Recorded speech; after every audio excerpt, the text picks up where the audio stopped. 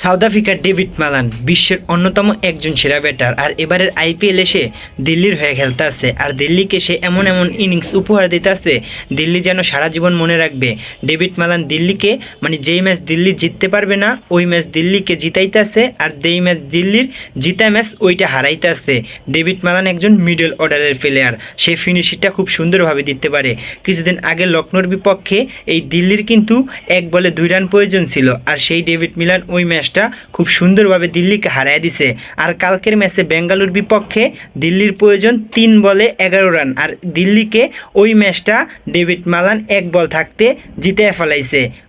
বেঙ্গালুর বিপক্ষে 2 বলে 2 ছক্কা মারিয়া দিল্লিকে জিতে এলাইছে। এজন্যই ডেভিড মালান বিশ্বের অন্যতম একজন সেরা ব্যাটার। আর ডেভিড মালান যেন এবারের আইপিএলে ইতিহাস তৈরি করতে আছে। সে দিল্লিকে এমন এমন ম্যাচ উপহার দিতে আছে, দিল্লি যেন সারা জীবন মনে রাখবে। কিন্তু সবচেয়ে দুঃখজনক একটি বিষয়, ডেভিড মালানের একটা আন্তর্জাতিক ট্রফি নেই। এটা খুবই দুঃখজনক তার জন্য।